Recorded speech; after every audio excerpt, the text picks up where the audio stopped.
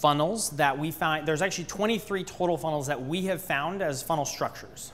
There are 7 of them that are the most profitable, and then Russell talks about the 3 that are the highest leverage overall, which are your free plus shipping, your webinar, and your application. So applications for high ticket, those are 3 of the 7.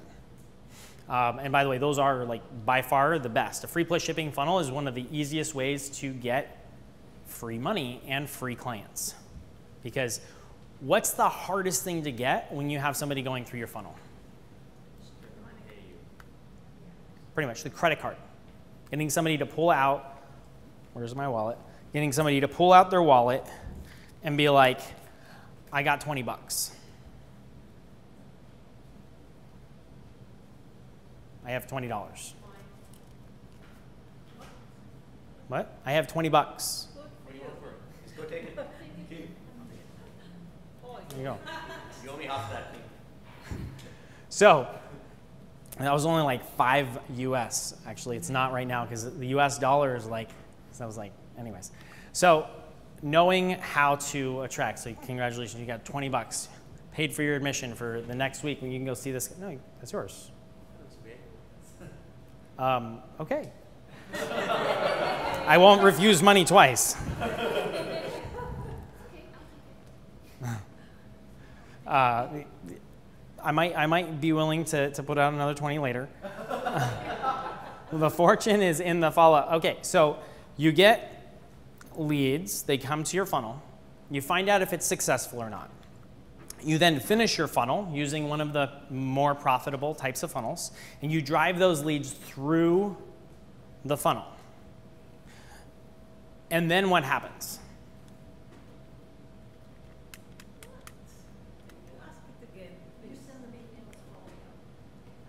Yeah, because I went ahead of one slide. Cool. So you have traffic.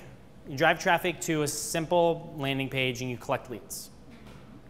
And then you figure out it's a good product, it's a good idea, because you've asked them, you created a landing page to confirm that what you asked them. Then you build out the rest of the funnel so you can start to make money on that product. First, you have not developed the product. I just want to be clear about that. You don't have the videos, you've never designed it. And at the end of today, you're going to, if you choose, you can leave here with a structure of what you can offer as a potential to sell to them. So you now sell them something, but let's say you have 1,000 people go into your funnel, and you had, so 1,000 people opt in, but let's say only maybe 100 people bought. What do you do with the other 900? Retarget, email, follow up. Okay. So the thing is what are some of the different ways you can follow up? You've got email, retargeting, Messenger. That's, by the way, Facebook Messenger, highest converting tool on the planet right now. What are some of the other ways? Phone calls and SMS. How many people forget to do a phone call? Most people. Your phone call, like, especially if you're selling a new product, if they don't buy and you don't call them to ask them why they didn't buy, how are you ever going to change your landing page or sales page to make sure that it converts properly? This right here generates 70% of your income. We make more money by picking up the phone, and we run an internet marketing company, but we make more money by picking up the phone and saying, why didn't you buy? Because now we can tweak and edit and fix the things that need to be fixed. Plus, most of them go and say, oh, actually, I'd be willing to buy now. Because if you got on the phone with somebody and you said, hey, I've got this really cool program, and they go, yeah, but I like 1, 2, 3, and 5, but 4 really doesn't serve me, and actually I need this instead. And you go, yeah, I can add that. And then, because you haven't created it yet, you can now cut out number 4 and replace it with a new number 4. Because they will tell you what they want. They will tell you what it is, and then you can build it And how many of you want to write a book, just out of curiosity? Cool. How many of you want to get paid to write a book? Cool. I saw more hands go up. Why? Just out of curiosity, for the people who didn't raise their hand the first time, why did you raise your hand the second time? Because not everyone is paid to write. Cool. You raised your hand the second. Oh, no, well, I do write books, and I sell them, so I do make some money writing books. Cool. So you get paid after you write them. I get paid after, so to your point, how do I get paid? I mean, I don't want to write a book for somebody. Mhm. I want to pick a subject and niche and so on and write about it as a lead gen kind of thing, Cool. amongst other things. So if you were to, perfectly to your example, write a book and get paid for it and be able to use it for lead gen, what if you were to come up with a structure of a book and then you were to go and say, hey, I've got this really cool book. I'm going to talk about, what's the topic? Oh, well, okay, let's say self-publishing. Cool. So I'm going to teach you how to do self-publishing, which is, I actually know a lot about. I ran a publishing company for 2 years. So I want to teach you about how to self-publish. If you want to get a book on my expertise on how to self-publish, I'm willing to sell you my book. Normally, my book is going to cost $100 because I charge a lot of money for the knowledge and experience that I offer. But today and only today, you can get it for $20. Or today, or for a certain amount of time, you can get it for $20.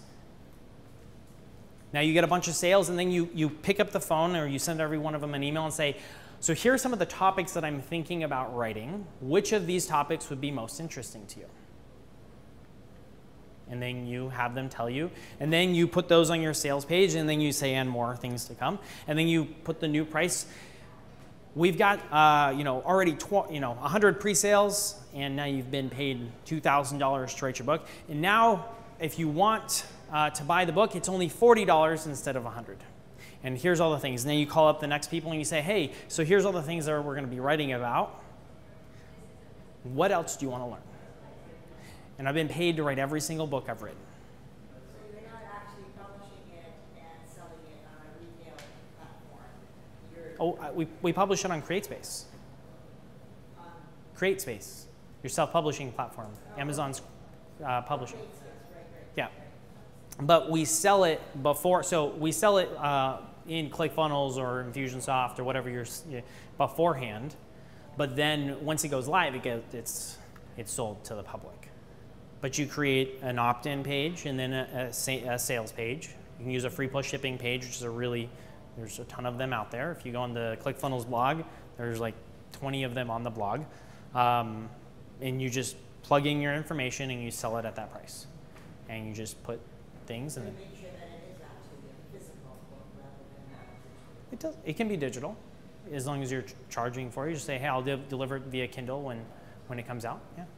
So I prefer giving people physical copies, especially for books. I prefer giving them physical, at least for the people who pre-purchase. If they want to get a digital copy, they can get it after the fact.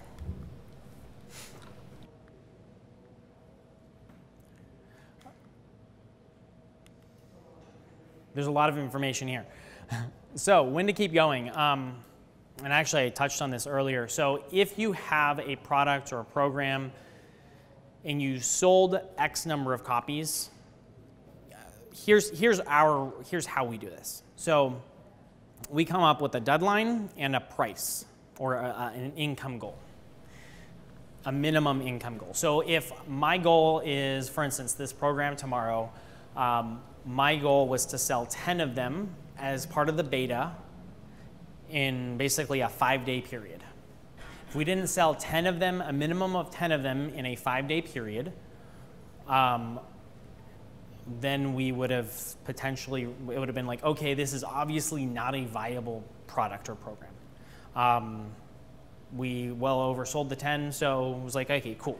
But we set a time period and an investment amount that we wanted to earn in order to create the program.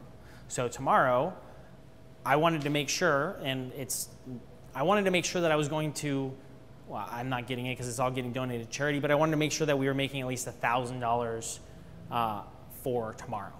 Because we sold it at $100 minimum donation. So 10 sales, $100 minimum, $1,000 total. And if we didn't hit that number, we would have gone back and said, do we deliver this? So if we're at 900, we would have been like, okay, do we deliver this or not? We would have delivered. If we were at like 200, I probably would have been like, this obviously was a terrible idea. Do you want your money back, or do you want credit, or what do you want? How can I make you happy? And if everybody was like, no, you're giving me this product, then I probably would have delivered. But you have to make that judgment call. So the best way to know when to keep going is, do you have enough sales, and do your customers really want it? And if they do, awesome. If not, then you let it go.